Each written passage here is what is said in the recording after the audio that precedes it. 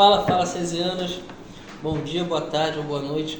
Estamos aqui com essa ilustre presença, Beraldi, professor de Filosofia e Sociologia da nossa escola, nossa apresentadora aqui, Júlia. E é isso, vamos começar, né? E aí, Beraldi, como você começou? Como você é professor? Como chegou que queria fazer filosofia e sociologia? Como é que foi isso aí? Conta essa história. Bom, obrigado pelo convite, tá? Em primeiro lugar, prazer estar aqui com vocês. Na verdade, eu venho de uma família de professora, né? Minha mãe é professora, até hoje, professora da rede municipal. Minha mãe é formada em letras, né? Já está aposentada de uma matrícula, continua trabalhando ainda. E eu sempre vi o trabalho dela em casa, né? E sempre tive gosto pela profissão. Então, eu sempre tive essa coisa assim eu sempre gostei de ensinar e tal. Isso sempre me satisfez muito, né? E aí eu fui alimentando isso ao longo da minha vida, né? Quando chegou no ensino médio, aliás, desde o ensino fundamental, antigamente não era, né? Era primeiro grau, para vocês verem como é que eu tô ficando velho, entendeu? Era primeiro e segundo grau. Eu lembro que mudou de fundamental para fundamental e médio, eu já estava já lá pelo quase no ensino médio já, que daí mudaram a nomenclatura.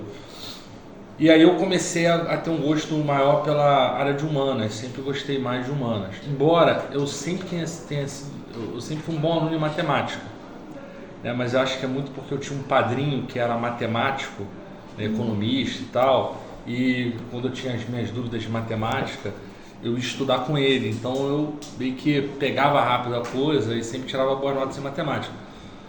Mas, por exemplo, física e química eu era um desastre, né? Mas o gosto mesmo que eu tinha era pelas humanas, então eu sempre gostei muito de história. Na época, eu estudei no Pedro II, entendeu? E não tinha na obrigatoriedade de ter filosofia e sociologia nas escolas. Então a maioria da minha geração não estudou filosofia e sociologia na escola. Talvez você pergunte uma pessoa da minha idade que estudou na mesma época, nem sabe direito o que é filosofia e sociologia, porque não estudou. Mas naquela época o Pedro II ofertava filosofia e sociologia. A gente tinha aula de filosofia e sociologia numa época que não tinha aula de filosofia e sociologia quase em lugar nenhum. E eu me lembro que eu tinha essas aulas no ensino fundamental ainda, não era nem no médio. Então, quer dizer, eu já tive ali um contato, um gosto pela coisa. E aí, a geografia eu gostava, mas mais a parte de política, geopolítica e tal, né? Aquela parte de rocha, relevo e etc. Cartografia e tal, isso não era muito a minha praia, né? Então, a geografia já ficou meio que excluída já de cara, né? E aí eu tinha que escolher alguma coisa, e acabei escolhendo a filosofia, porque eu gostava. Escolhi porque eu gostava da filosofia. Fui estudar filosofia, fiz a faculdade de filosofia e me formei e logo, porque assim, a gente pensa, bom, me formei, tenho que trabalhar, né? Tenho que ganhar um dinheirinho agora em cima disso. Eu morava com a minha mãe, eu era casado, estava formado. E quando eu estava terminando a faculdade, estava com a matéria fresquinha na cabeça, né? Abriu inscrição para um concurso para o Estado, para professor do Estado. Eu falei, pô, vou fazer, né? Pegar experiência e tal, era longe de casa, mas enfim, precisava daquilo. E como eu estava com a matéria fresquinha, eu fui muito bem colocado no concurso. Passei de primeira e já fui logo chamado. Eu me lembro quando eu fui convocado pelo governo do estado para tomar posse, né? Isso era no ano de 2010, só para localizar vocês, estamos em 2024, eu tenho 14 anos. Quando eu fui para tomar posse de professor do estado, eu não tinha nem o diploma ainda, porque eu tinha acabado as matérias, eu tinha acabado tudo, mas estava naquele intervalo entre você se formar, pegar diploma, não sei o que e tal. E eu falei, e agora? Eu não podia perder, aí eu tive que ir para a faculdade, pedir declaração, porque nem diploma eu tinha e tal, enfim, consegui, tomei posse e já comecei a trabalhar. Meses depois, eu fui contratado pelo SESI, abri um processo, foi até engraçado isso aqui, não sei nem se eu posso falar, mas eu vou falar. Fala que qualquer coisa a gente dá uma editada, tá? Mas, assim, meses depois, eu fui abri um processo seletivo para professor do SESI, isso no final de 2010 início de 2011 já. E aí eu me inscrevi e fui chamado para parte de entrevista, né? Que eu me lembro até hoje, que era lá na Cinelândia, porque quando eu fui contratado pelo SESI, essa unidade aqui no Maracanã não existia. Quer dizer, existia, mas era só curso técnico aqui, não tinha escola. Só Senai, né? Era só Senai, entendeu? Então eu fui contratado para trabalhar na unidade Cinelândia, que era uma unidade que também existe, mas não existe mais escola lá nessa unidade. E lá era só EJA, né, que é um antigo supletivo. O EJA é aquelas pessoas que não, para quem não sabe, aquelas pessoas que não conseguiram terminar o ensino médio ou o ensino fundamental dentro da idade certa, né, vamos dizer assim. Então elas fazem depois. E aí era uma vaga para professor da EJA, no SESI. E eu fui concorrer. Eu cheguei lá, éramos 3 pessoas para 2 vagas. Na hora, quando começou a entrevista ali, a dinâmica de grupo, eu senti que um dos caras não estava muito firme ali no que ele estava falando. Aí eu falei, eu acho que esse cara tá fora. Ou seja, estão disputando 2 para 2 vagas. Eu falei, eu tô dentro, não é possível. Se eu não estiver dentro, só se eu for um desastre aqui na entrevista. E deu tudo certo. Aí comecei a trabalhar na Cinelândia. Isso era finalzinho de 2010, início de 2011. Eu tenho 14 anos no SESI. Caraca, 14 anos no SESI. Tem muito tempo. Eu só não sou mais antigo aqui que Priscila, que Marlene. Então, aqui desde que começou o colégio. Não, a Priscila tem. Depois chama a Priscila, né? Mas ela tem acho que mais de 20 anos de SESI. A Marlene também tem muito tempo, deve ter uns 20 anos também. Renata tem? Renata, não sei, tem que ver com ela. Acho que elas entraram juntinhas. Eu não sei porque a Marlene e a Renata trabalhavam em outra unidade. Eu conheci elas aqui. Porque as unidades foram fechando, acontece, né?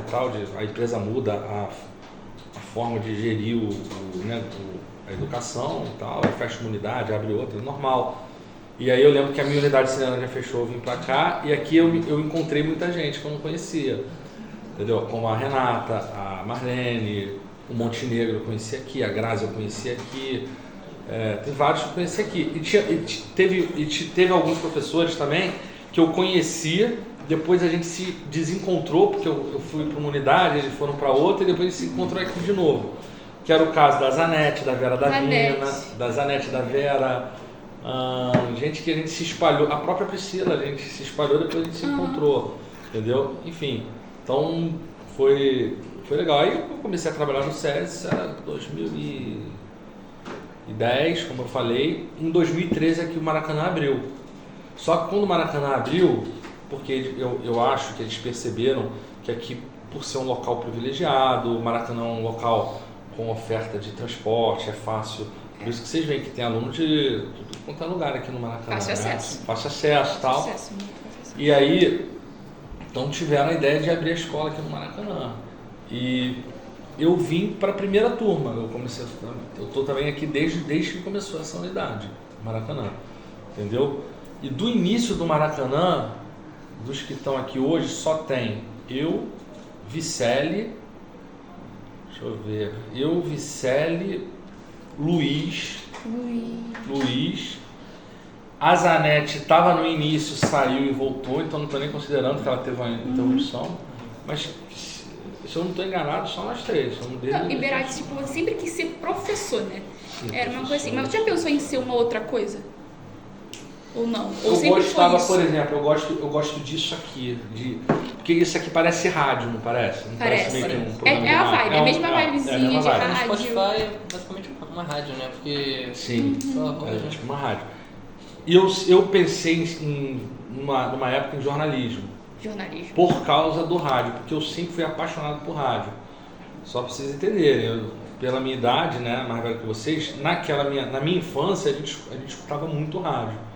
Por quê? A televisão não era tão acessível quanto é hoje. Aliás, você ligava a televisão em casa, a televisão tinha 5, 6 canais de televisão. Hoje em dia você liga a televisão, tem milhares, 100 canais, entendeu? Então naquele tempo era muito restrito. Então a minha família ouvia muito rádio, meu avô ouvia muito rádio, e principalmente por causa do futebol. Pra gente acompanhar futebol, que a gente gosta, a maioria gosta, né? Isso era rádio, né? Não passava o jogo na televisão, pô, sei lá, se passasse num mês, passasse 1 ou 2 jogos do teu time na televisão, era muito. Não tinha esse negócio de... não tinha. Pra mim passava muito. Não tinha. Era tipo assim, era um dia na semana que passava o jogo do campeonato. Aí passava um jogo, entendeu? Aí tinha um outro canal que passava talvez um outro jogo de um outro campeonato. E era assim. Ficava na expectativa, Era pouco, né? a maioria dos jogos a gente acompanhava pelo rádio. Então eu gostava do rádio, eu gostava da coisa.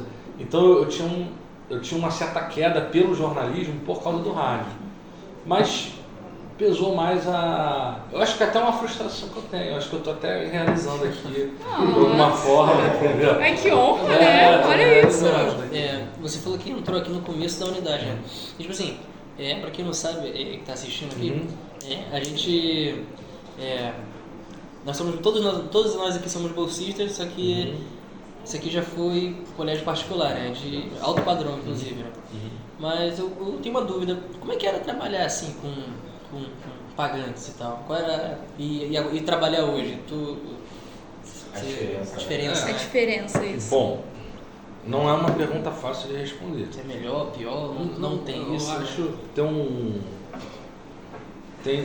eu acho assim, é complexo responder isso, entendeu?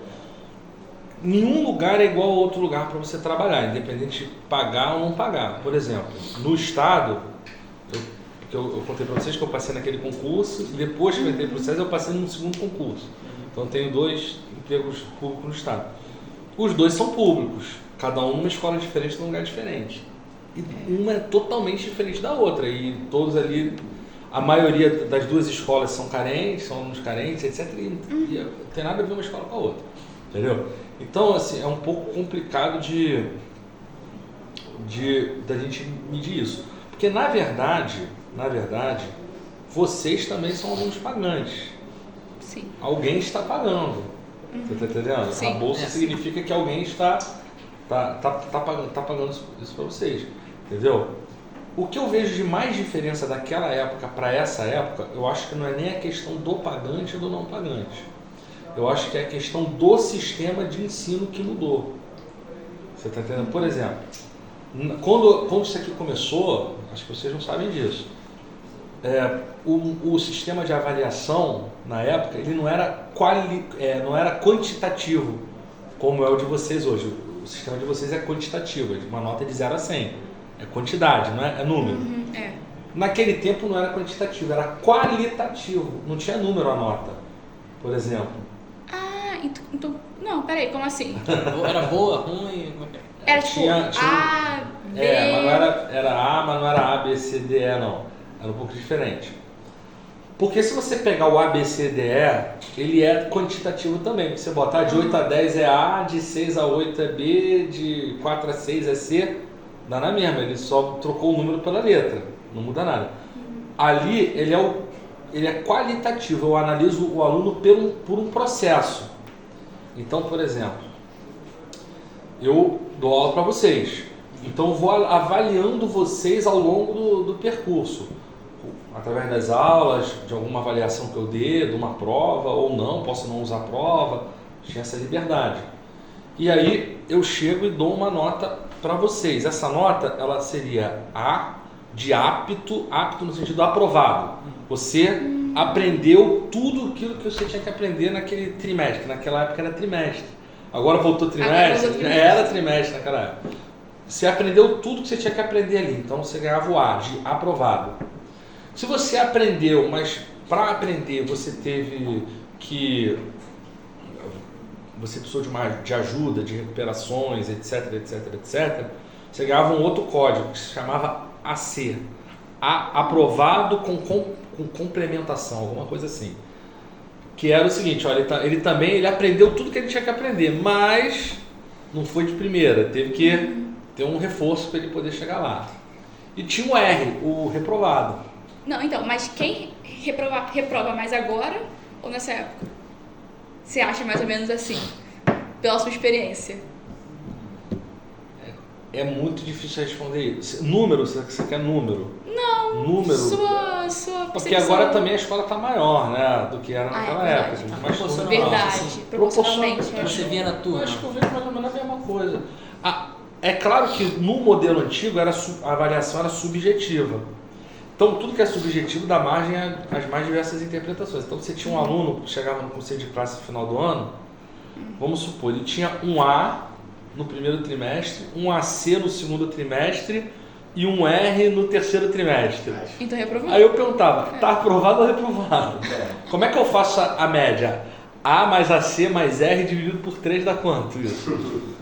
É difícil, entendeu? Então, aí o conselho de classe se reunia para discutir a situação do aluno e decidir se ele estava aprovado ou reprovado. Era muito complicado isso.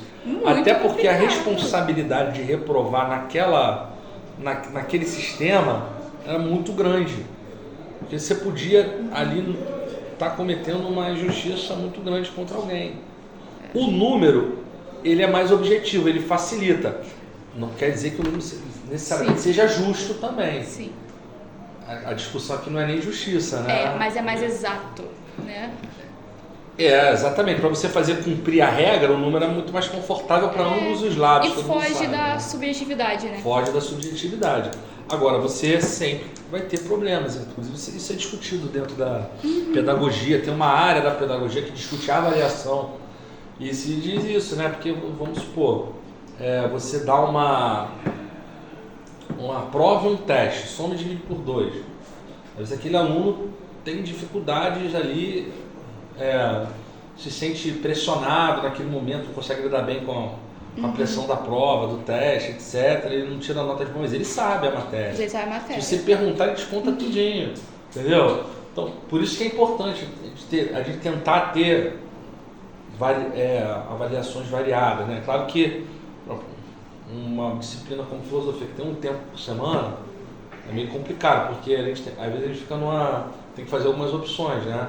Se eu dou uma avaliação, que eu dou uma aula a menos que eu estou dando, aí eu tenho que me perguntar, vale a pena dar tantas avaliações e menos aula, ou vale a pena dar mais aula? Do que Isso a gente tem que se... Ei, Beraldi, e mais uma também que eu quero te perguntar aqui agora. Todos nós sabemos que você é homem de muitas histórias, né? Quero saber... Homem de muitas histórias. Quero saber, assim, não a pior, mas a experiência mais difícil que você já teve assim, dentro da sala de aula. Bom, pode ser várias, pode ser... Conta aí o que você... Do SESI ou de qualquer lugar? Qualquer lugar. Não precisa ser... Olha só, presta atenção. Eu, como disse a vocês, estou no SESI desde 2010. E também no Estado, na escola pública desde 2010, porque eu comecei os dois mais ou menos na mesma época. Então, mas quando eu entrei no SESI, eu entrei para trabalhar no supletivo. Eu estou dando essa volta aqui, vocês vão entender onde eu quero chegar. Na época, vocês eram bem pequenininhos na época, mas vocês devem se recordar, que estava tendo o surgimento no Rio de Janeiro das UPPs. Que era final dos anos 2000, ali 2008, 2009, estava tendo as UPPs, a implementação das UPPs, Unidade de Polícia Pacificadora, né? O SESI, a polícia, qual era a ideia ali do Estado? A polícia, vamos dizer assim, ocupa o local, entendeu? E o Estado entra junto com a polícia com os serviços públicos, educação, saúde, etc., para aquela população. O que o SESI fez na época? Uma espécie de uma parceria com o governo do Estado e começou a criar, dentro dessas comunidades que estavam pacificadas, turmas de supletivo, de EJA, né? Ensino médio para os mais velhos, dentro da comunidade, para ajudar esse aluno, não ter que sair da comunidade para estudar fora, a gente ia para lá. Então, quando eu fui contratado justamente para trabalhar nesse projeto. Então, dei aula em várias comunidades aqui do entorno. Olha, eu dei aula Morro da Providência, Morro dos Macacos, Morro da Mangueira, Andaraí, Jacarezinho, Manguinhos, eu dei aula em vários lugares. Então o SESI me deu uma bagagem de eu conhecer muita coisa. Hoje o SESI para mim foi uma escola, entendeu? Porque eu estava começando na profissão e eu fui aprendendo com a diversidade que o SESI me proporcionou. Hoje eu costumo dizer que eu dou aula em qualquer lugar para qualquer pessoa. Por quê? Porque o SESI me deu esse treinamento, vamos dizer assim, me proporcionou isso. E evidentemente que eu já vi de um tudo. Muita coisa eu não posso falar. Entendeu? Quando desligar as câmeras do áudio, eu vou contar algumas coisas. Mas não tem como falar. Mas assim, por exemplo, eu já tive aula, inclusive no SESI, lá na comunidade. Deu primeiro dia de aula. Cheguei, boa noite, era noite, boa noite, gente. Prazer estar aqui com vocês, tal. Vamos começar nossa aula de filosofia e tal. Com 15 minutos de aula, bate a porta um funcionário, professor, fala, vamos ter que terminar a aula que o bicho vai pegar, já avisaram. Sai e vai embora todo mundo da aula, assim, já aconteceu. Assim, coisas do tipo, por exemplo, briga, vias de fato, já aconteceu. Dentro do SESI, uma vez. Lá na Cinelândia, eu me lembro, situação meio desagradável. Entendeu? Deu ruim porque era uma situação muito específica, eu não vou me reservar o dia de não falar, tá? Porque... Mas, enfim, deu via de fato ali, né? Quando eu conto os detalhes, assim, a pessoa até acha engraçado, porque tem alguns detalhes da história, mas não é... É triste, né, o que aconteceu, já aconteceu de... Esse ano mesmo, no estado, na escola pública, teve quase uma via de fato, que eu tive que intervir ali, mas no final ficou tudo bem. É raro acontecer, bom, em 14 anos só aconteceu uma vez, eu acho até que eu tô meio que no lucro, tem gente que já passou por mais coisas, já passou por mais coisas. Eu me lembro, por exemplo, no estado, né, hoje em dia, porque na época quando eu entrei em 2010, a minha escola era lá em Campo Grande, depois eu consegui a transferência. Hoje eu trabalho aqui na Tijuca, numa escola aqui na Tijuca, e a outra é lá na Rocinha. E você mora onde? Eu moro na Glória, né? Maria. Não, Glória. Onde fica? Não sei não. Glória, gente. Perto da Lapa ali, Perto lá do no centro. Perto do centro. Pra Campo Grande, é show. Na época e tal. Caraca. Mas hoje é na Rocinha e aqui perto aqui na Tijuca. Tá bom. Essa escola da Rocinha, por exemplo, teve uma... Não sei se vocês se lembram. Antes da pandemia, teve uma guerra na Rocinha lá que invadiu. Lembra? Ele saiu na televisão. Teve exército na rua e tudo mais. Eu lembro que já era segundo semestre, tipo setembro, quando isso aconteceu. E praticamente a gente não deu mais aula aquele ano. A gente acabou o ano. Tipo assim, eu fiquei um mês sem aparecer na escola. Porque o diretor mesmo falava, não vem que tá tenso a qualquer momento. Teve um dia que eles tentaram forçar a ter aula. O pessoal teve que sair de lá debaixo de tiro correndo na época, né? E tal. Então, por exemplo, já acontece, as coisas acontecem. Entendeu? Nossa, acontece. Não tem isso. Não tem muito que você Tem possa muito fazer. cara. Tem que, em primeiro lugar, aí você imagina, eu trabalho lá, mas eu não moro lá. Entendeu? Agora você imagina a realidade dos alunos que moram lá, estão convivendo. Eu não posso forçar uma barra, por exemplo, nem o diretor lá da escola poderia forçar a barra do aluno ir para a escola, e aquele aluno no caminho acontece alguma coisa. Coloca todo mundo em risco. Entendeu? Coloca todo mundo em risco. Porque a escola mesmo, ela nem era tão arriscada, porque ela fica do outro lado da avenida, ela fica de frente para a Rocinha, ela não é dentro da Rocinha, é do outro lado. Quando vocês passarem ali em São Conrado, vocês vão ver um brisolão que fica na boca do túnel, do outro lado da rua, do lado da Rocinha, do outro lado a escola, entendeu? Então a escola em si ela é até protegida, porque a Rocinha está do outro lado, mas no caminho que as pessoas... eu já tive um aluno, vou lembrando, eu tive um aluno, esse aí saiu na televisão também, que foi morto, esfaqueado, saindo da escola. Nossa Senhora. Saiu na época na Record, não sei, pesquisar na internet você vai achar. Acho que foi o contexto da situação.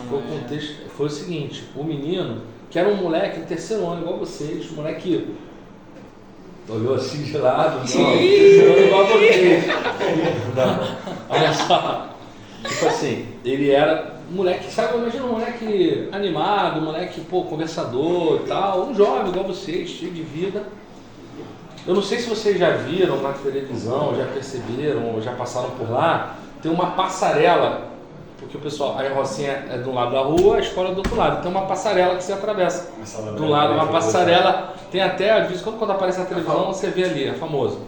O menino estava atravessando a passarela para voltar para casa, e apareceu um cara e esfaqueou ele. Qual foi o contexto? Parece, depois que o pessoal foi contando a história, que o cara achou que o menino estava pegando a namorada dele. Meu Deus do céu!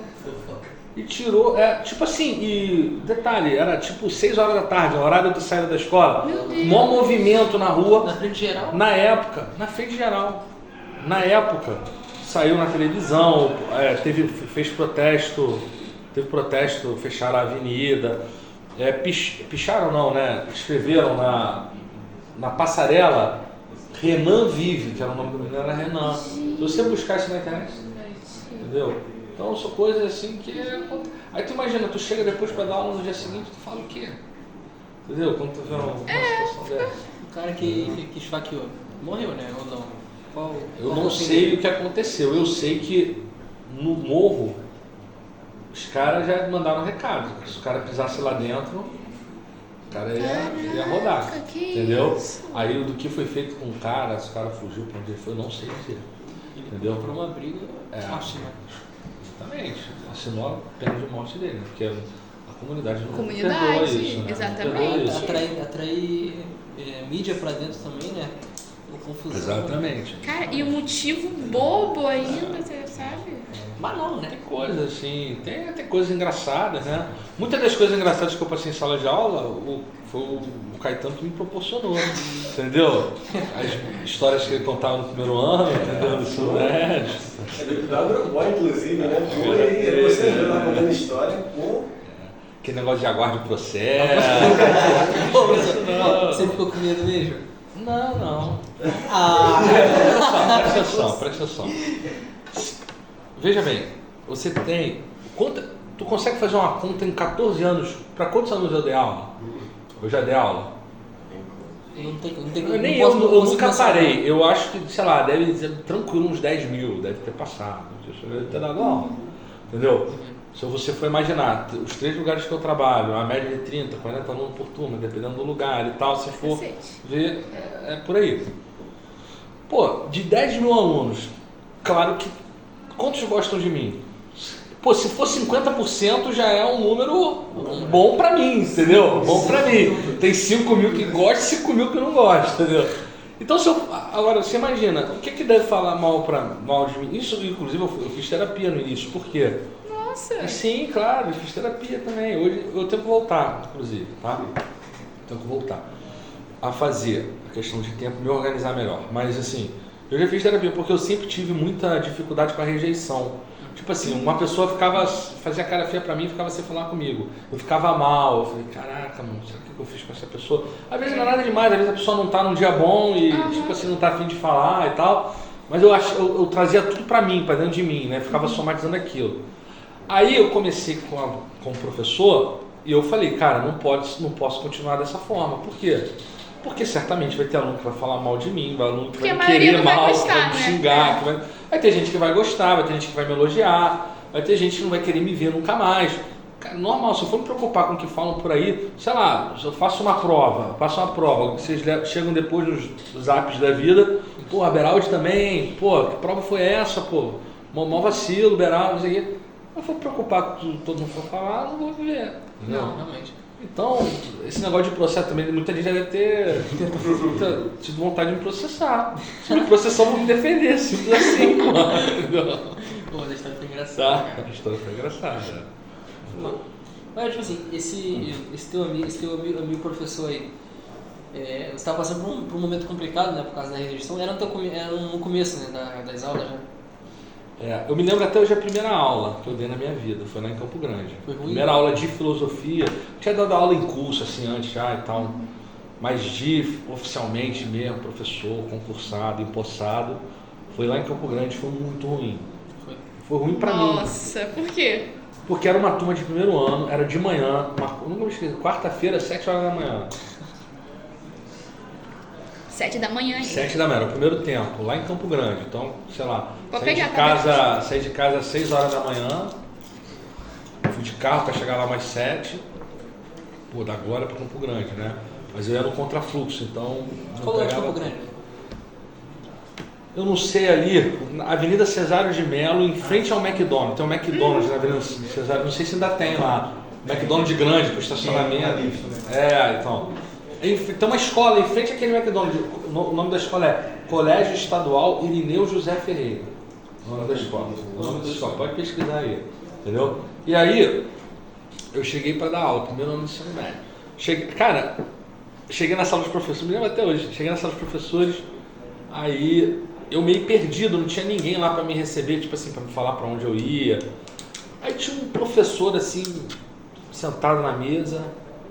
Eu cheguei, pô, professor, com licença, sabe onde é que eu pego os diários de classe, material e tal, pagador, essas coisas? Não sei nada não, cara. Pô, sou só professor. Nossa Assim mesmo, Senhora! É assim, tu escuta. Às vezes quando tu Ai, que escuta as humilhação, paradas. meu Primeira Deus. aula, aí foi beleza. Aí apareceu alguém lá, me ajudou e tal, me mostrou a sala, eu fui. Cara, eu falando, o moleque não prestava atenção em nada que eu falava. Em nada que eu falava. Aí eu caí na besteira, né? De querer gritar. Esse é o pior erro, o professor não deve gritar, cara. Não, porque não resolve o problema. Só te prejudica a tua voz, prejudica o teu emocional, prejudica tudo. E não resolve o problema. Porque mais barulho vai gerar mais barulho ainda, entendeu? Mais confusão. Então, cara, foi horrível. Eu gritava para os moleques e aí não adiantava. Eu falei, cara, não é possível, eles não estão escutando. O que será que está acontecendo? Entendendo.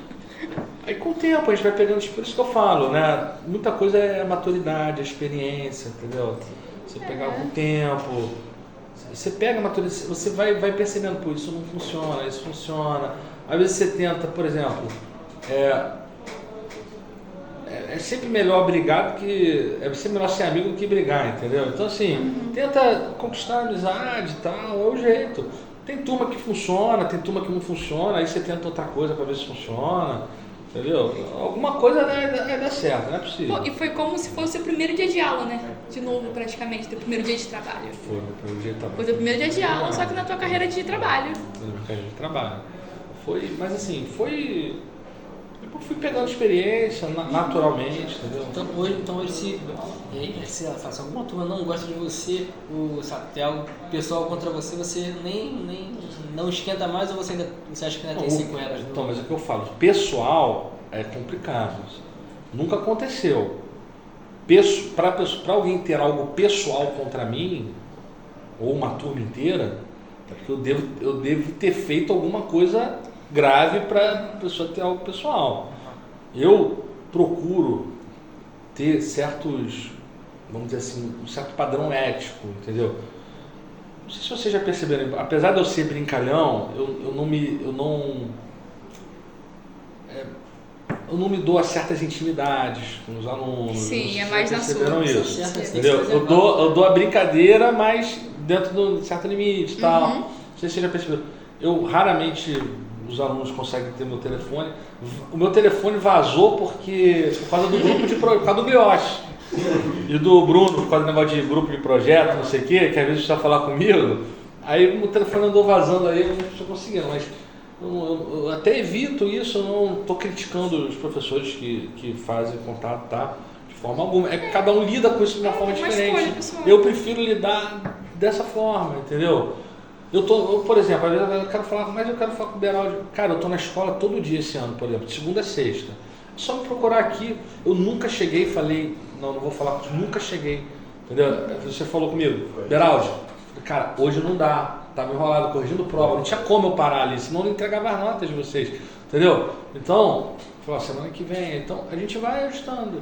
Então tenta manter. Por isso que eu acho que é difícil a pessoa ter alguma coisa pessoal contra mim. Entendeu? A menos que a pessoa tenha interpretado mal alguma coisa, mas nunca aconteceu e eu espero que não aconteça. Entendeu? Pelo menos que eu tenha ficado sabendo, né? Tá certo? E nenhum processo chegou e não. Nenhum caso chegou, então tá acho que. Certo, fique ligado na caixa de correio. Exatamente, vou ficar ligado. Então, Bruno, você é nosso professor, né? E você já contou algumas histórias pra gente e tal. Nem todas, né? A gente vai poder falar aqui em tudo. Mas tudo que eu falo, vocês podem falar. Fiquei querendo te queimar, verdade. Aí, ó. Boca de sacola. Querendo queimar o bagulho aqui. Não, mas você tem uma trajetória de vida, no meu julgamento, um pouco aleatória, porque Realmente. você virou professor de filosofia e sociologia no SESI e já tentou ser padre. Essa história do padre, deixa eu explicar porque... Como é que foi isso? Eu quero entender. O pessoal sabe, porque algumas pessoas sabem, já contou aí, espalha a notícia, né, e tal. Esse Beraldi foi padre? Não, Beraldi não foi padre, Beraldi quase foi padre. Ia ser Padre Beraldi, já pensou? Padre Beraldi. Monsenhor Beraldi e no final de tudo Papa Beraldi, já pensou? Aí ia ser muito sinistro. Mas enfim, aconteceu pelo seguinte. eu sempre fui católico isso aí é pessoal, né? Mas eu conto sem problema nenhum. Sou de família católica, moro numa rua que tem uma igreja católica muito grande. Aliás, a rua que eu moro hoje é a mesma rua que eu moro desde que eu nasci, tá? Só pra vocês saberem. Eu só mudei de prédios ao longo da vida e tal. Hoje eu morava do lado da igreja, de uma igreja. Hoje eu moro em frente, é a mesma igreja, na mesma rua e tal. E eu frequentava, assim, tipo assim, coisa de família católica mesmo, de frequentar missa, catequese e tudo mais, primeira comunhão e tudo, fui batizado na igreja e tal.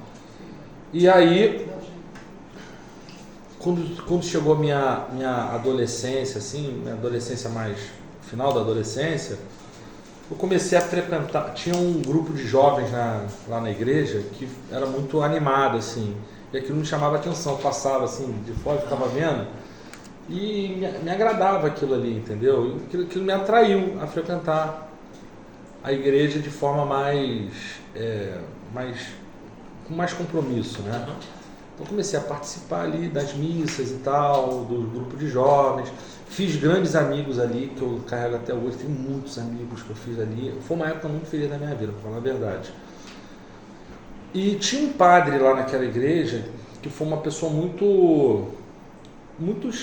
chamava muita atenção o trabalho dele, sabe? Ele tinha um trabalho, ele gostava de trabalhar com jovens, a gente fazia muito trabalho de caridade, na rua. Aquela região que eu moro tem muito morador de rua, Glória, Lapa, quem anda por ali sabe, tem muito morador de rua. Então a gente fazia trabalho, por exemplo, de levar comida à noite, final de semana, para aquelas pessoas, entendeu? Arrecadar, como agora as pessoas estão arrecadando para o Rio Grande do Sul, a gente arrecadava roupa no frio para os moradores de rua da região. Tem uma comunidade ali perto, a gente arrecadava alimento para a cesta básica. Então a gente estava envolvido esse padre. Então o trabalho daquele padre me chamava muita atenção, positivamente, entendeu? E eu de alguma forma me senti atraído por aquilo. Eu falei, cara, acho que é bonito, de repente esse é o caminho da minha vida, de repente é para isso que eu estou sendo chamado.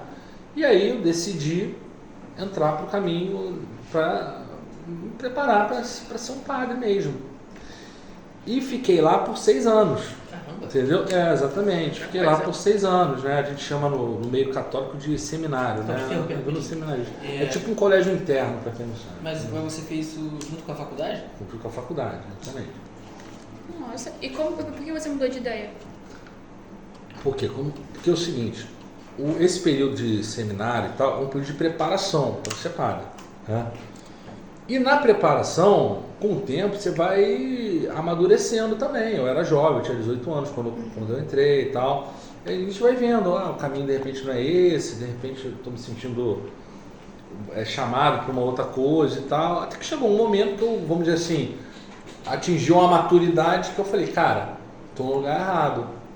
Entendeu? Estou no lugar errado. Não vai ser bom para mim continuar. Assim como não vai ser bom para a igreja também, porque eu vou ser um padre ruim, porque eu não vou ser uma pessoa frustrada, eu vou estar no lugar errado. E foi isso que aconteceu. Depois de um tempo eu refleti, amadureci a ideia e resolvi sair. Conversei com os superiores lá, eles até ficaram tristes porque gostavam de mim e tal. Mas eu falei, isso é uma coisa interessante. E depois me casei. Hoje sou casado, só para quem não sabe, tenho uma filha de 6 anos. E só para o que você tinha falado antes de começar, o pessoal falou, Beraldo, você não usa aliança, você é casado? Não uso porque eu fui assaltado, tá certo? Eu já contei essa história, lembra? Para quem não sabe, fui assaltado, então levaram minha aliança. Aí eu tô refletindo se vale a pena comprar outra. Vai que eu sou assaltado de novo, né? Pô, aí o prejuízo vai ser grande. E a aliança era de ouro, cara. Suas experiências são difíceis, a vida é difícil. Inclusive, a gente estava, falou que é pai, né? A gente estava até pensando em fazer um especial no Dia dos Pais. Dia dos o Beraldo Pais. é um ótimo concorrente para estar aqui com a gente no Dia dos Pais. Você já viu a minha filha aqui? Não. Já vi. Ela já veio algumas vezes aqui. Ela é loirinha? Ela é meio aloirado, não é lourona assim não. A minha esposa é loira. Ela tem um castanho meio aloirado, assim, uma mistura. Ela já teve aqui e ela é doida pra vir aqui. Quando eu trago aqui, ela me... pai, quando é que você vai levar no trabalho? Pode marcar qualquer coisa, eu trago ela. Aí, vamos chamar. Além dos pais, tem que trazer. Outra coisa que a gente está pensando em fazer também é o especial Dia das Crianças. Então, chamar a filha do senhor, chamar a filha do Rafael, do Ah, vai gostar, pode chamar. Entendeu? Ô, Beraldo, você falou aí que no meio esse negócio, esse curso aí de padre, é assim que se chama? Seminário, chama de seminário. Quantos anos que leva pra... Depende, entendeu? Porque o meu seriam 8 anos, tá? Que seria a faculdade de filosofia inteira, mais a faculdade de teologia. Porque o pessoal pensa, Beraldo, o que você estudou? Eu fiz filosofia, eu fiz boa parte da faculdade de teologia, aí eu saí, depois eu fiz a sociologia, aí depois eu fui mestrado, doutorado, não sei o quê. Mas, na verdade, esqueci o que tu perguntou, cara. Quanto tempo mais ou menos? Sim, 8 anos. O que eu fiz 8 anos, porque varia, porque na igreja católica tem, por exemplo, tem uns negócios assim, o cara é franciscano, é beneditino, não sei o quê. Então cada ordem religiosa pode ter uma diferença na formação, entendeu? Eu fiquei pensando aqui. Queria ser padre? Não quer ser padre. Não é isso. Tipo assim, em relação, principalmente nós que somos jovens aqui, em relação às escolhas a escolha do que nós queremos para a nossa vida. Porque quando você entrou nesse meio aí, você tinha certeza que queria ser padre? A gente nunca tem certeza, a gente acha que sim. Agora, uma coisa eu nunca tive dúvida, que eu queria ser professor. Eu queria ser professor, isso eu sabia. E tanto é que quando eu saí de lá, eu falei, já sei o que eu vou fazer da vida. E eu queria ser professor independente de ser padre. Eu tinha uma vontade de... E pela sua mãe também. Exatamente, eu tinha esse exemplo, cara. Então, cara, o professor realmente eu vejo que é o que eu sei fazer. Entendeu? O que eu sei fazer. Agora, e o que eu gosto de fazer? Agora, eu sempre falo, as pessoas perguntam assim, eu queria fazer isso, mas isso não dá dinheiro. Isso aí é uma coisa que a maturidade vai trazer para vocês, para os mais jovens. Veja bem, essa coisa do dinheiro ela é relativa, né? Por quê? Porque um trabalho bem feito ele vai ser bem remunerado, tá bom? Beraldi, o professor, mas então eu não consigo um professor rico? Não estou falando que você vai ficar rico, mas você vai conseguir sobreviver. Agora, você fazendo alguma coisa que você não gosta, você corre o sério risco de ser um profissional medíocre, por exemplo. Sim. E qualquer profissional medíocre, o próprio mercado vai se encarregar de te, né, colocar, de te dispensar, de te colocar de nada. Então, assim, é melhor você fazer o que você gosta, mas com afinco você vai ser recompensado por isso, não tenho dúvida, do que você, de repente, forçar a barra numa coisa e você... E detalhe, entendeu? Uma pessoa infeliz, isso traz sérios problemas para a vida dela, emocionais, doenças podem surgir, porque a pessoa ela se violenta, né? É uma violência contra ela mesma, ela tá fazendo uma coisa que ela não gosta. De várias formas. Você tá entendendo? Se força. E também, tipo, não é como se muita coisa hoje em dia desse muito dinheiro. O que tá dando dinheiro realmente é o quê? Medicina. E todo mundo aqui tem vocação pra fazer medicina? Mas será que medicina dá dinheiro? Ou se é um mito? É um mito. Porque é o seguinte, a gente talvez conhece, a gente acha, né, por conta de alguns médicos, de alguns hospitais que a gente vê, mas aqueles médicos que estão na porta lá do SUS, estão lá nas comunidades do interior, nas zonas rurais, etc. Será que eles estão nesse padrão de salarial que a gente está pensando? E tem aquela série também sob pressão. Já viram falar? Sei. Que, cara, tipo... Aquela série mostra isso. Mostra. A realidade é sinistra, a verdade é essa. É. Hospitais sem estrutura, sem insumo, sem nada, tendo que salvar a vida das pessoas e ganhando mal, entendeu? A verdade é que qualquer emprego que você trabalha para os outros nunca vai ser rico, nunca vai atingir, não é um ápice, mas nunca vai ser rico, literalmente. Acho que não tem como ser tão rico na sociedade que a gente só se vive. você empreender. Se você empreender e der certo, o céu é o limite para você. Mas aí é que eu acho que está o problema não é dessa geração, não. É um problema da sociedade. A pessoa colocar qual é o meu objetivo de vida? O meu objetivo de vida é ser rico, ganhar muito dinheiro. A pessoa, quer dizer, o objetivo é esse? Quer dizer, não, o meu objetivo é ser isso, por exemplo. E, em consequência disso, eu vou ser remunerado por isso e vou poder ter uma vida confortável, que eu não preciso ser rico necessariamente para ter uma boa vida. A pessoa acha que riqueza igual vida feliz. Claro, pessoal, não estou aqui fazendo discurso Não, hipócrita, vamos dizer assim...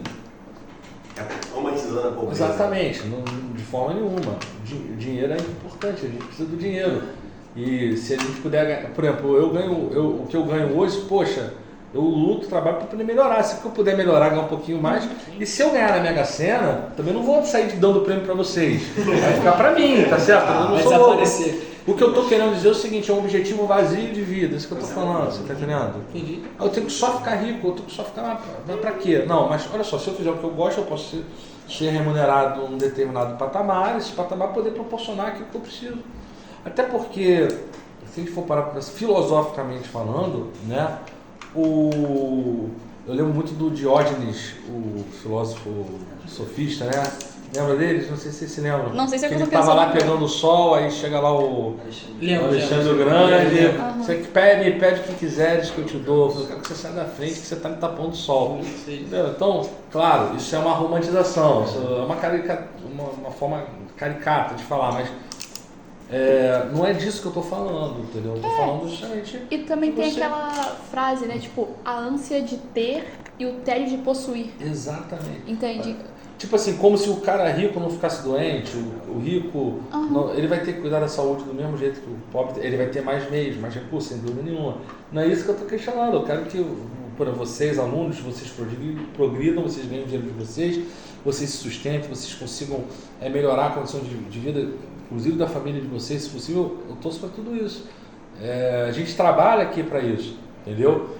Agora, o fim não pode ser o dinheiro tem que ser o meio, não o fim, entendeu? Porque senão você vai chegar lá no dinheiro e acabou a vida, o que eu faço agora? E dinheiro é uma realidade muito, como é que se fala? Utópica, sabe? De utopia. Assim que se fala?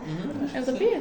Entendeu? Porque, tipo assim, quem tem dinheiro hoje em dia? Se a gente for ver, tem gente com dinheiro. Se você pegar as estatísticas, sei lá... Sabe? Tem menos de 1 milhão de pessoas no Brasil que somados tem mais do que não sei quantos milhões. Então, quer dizer, tá falando quantas desses 1 milhão você encontra na rua todo dia? Exatamente. E o que? A população que 200 milhões? 200 milhões, entendeu? Entendeu? Sim. Quantas pessoas na rua? Também, onde nós andamos, não é um meio que essas pessoas vivem, né? Porque elas não vão... Pô, o cara que é milionário, ele não vai... Dificilmente você vai ver ele andando aqui pela Tijuca. Não vai ver andando em Madureira. De metrô, não existe isso. Não existe. Ele se... Até pode ser que exista lá, tem uns lá com uma mentalidade um pouco diferente, mas a maioria... Exceções. Né? Pô, mas é segurança, né? O cara, se alguém descobre que ele é milionário, pô, o cara vai pra Madureira... O cara quer milionário, ele vai pra Belfor Roxo. Você vê o que ele quer?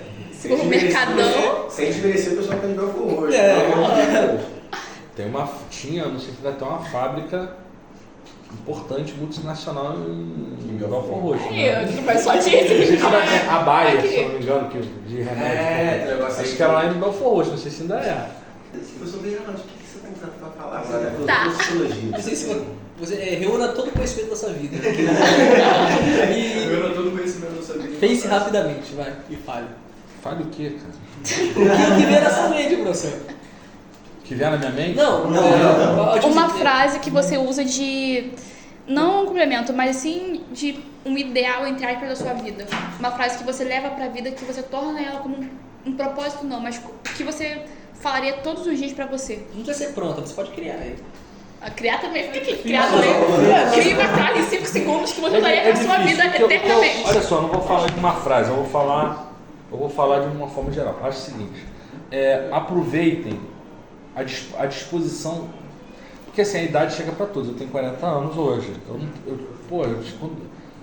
Eu tenho disposição a fazer muita coisa, eu trabalho muito, graças a Deus. Mas vocês têm mais disposição que eu, vocês têm 18 anos. É inadmissível que vocês com 18 anos deixem de fazer coisas na vida de vocês porque vocês estão com preguicinha. Você está entendendo? Eu acho que esse é o ponto. Eu acordo cedo todo dia, eu durmo pouco, faz parte. Eu estou na disposição de fazer isso. Para mim é importante isso agora. Por que é importante? porque eu sou casado, porque eu tenho uma filha de 6 anos para sustentar e quero que ela cresça com o melhor que eu puder proporcionar para ela. Eu ainda quero conquistar coisas na minha vida profissional e pessoal. Então, isso faz com que eu durma tarde, eu acorde cedo, entendeu? Eu durma pouco, etc. Ainda tenho que aturar vocês. Difícil. Isso é uma... Aí é complicado. Isso é uma... O quê? Mas é o esforço que eu preciso fazer. Agora, não pode vocês, na idade de vocês, ter preguicinha. Quando as oportunidades aparecerem, ano que vem vocês estão no terceiro ano, né? Tem gente, quem estiver escutando que é do terceiro ano, daqui a pouco vai estar saindo da escola, vai estar numa faculdade, vai estar fazendo um estágio ao mesmo tempo, vai estar trabalhando na faculdade, não sei o quê. E eu falei, caraca, não vou, por favor, matar a aula hoje da faculdade. Porque na faculdade ninguém vai ficar no teu pé se tu vai matar a aula. Não vai, vocês sabem disso, não é igual aqui.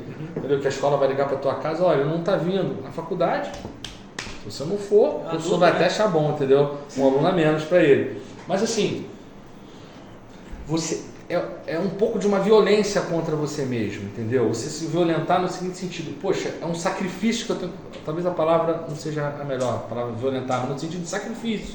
Mas eu quero dizer, entendeu? É um pouco no início, dormir pouco, acordar cedo, tudo vai ter uma recompensa depois. Você vai ter um final de semana para você descansar, você vai, entendeu? Então, mas o sacrifício não pode ter preguiça, não pode. Não tem jeito que a pessoa vai chegar na faculdade, é muito difícil. Cara, se tu não parar, sentar, se trancar no lugar, desligar o som, tirar o fone do ouvido, desligar o celular e cair dentro, você não vai aprender, entendeu? Então, mais ou menos por aí. Lá, deixar a preguiça de lado, deixar e ter ímpeto, acho que a palavra é essa, entendeu? Ter ímpeto, vocês precisam ser impetuosos para você desbravar os caminhos de vocês. Acho que é isso que vai, daqui quando você tiver com 40 anos, vocês talvez nem se lembrem de mim, mas talvez se lembrem. Pensem, vamos lembrar, o Beraldo falou isso aí, cara, pô, isso aqui, bem que ele falou, pô, deu certo, e eu vou ficar muito feliz. Tá bom, gente? Fofo isso, não foi? Vai ter parte 2 depois? Com certeza. Não deu pra falar nada aqui, pô. Pô, essa aqui se quer 3 episódios aqui se quiser. É uma breve. Acabou? Pode levantar? Não, Peraí. Então, gente, foi esse nosso podcast com o professor Beraldi. Vai ter parte 2, tá? Só pra coisar. E é isso, gente. Obrigada por assistir. Vai sair no Spotify e no YouTube. E nós vamos divulgar no Instagram do Fala César. Se inscreve aí, gente, aí embaixo no YouTube e segue o Fala César. Sim. Comentário. Deixe suas críticas. Por favor. Críticas vão no PV. Crítica, a gente já sabe, tá, gente? A gente quer que incentivamento que se fala, não, né? Incentivação. O que, gente? Mas Incentivo. Simples assim. é isso, gente. Tá bom? Obrigada. Adeus.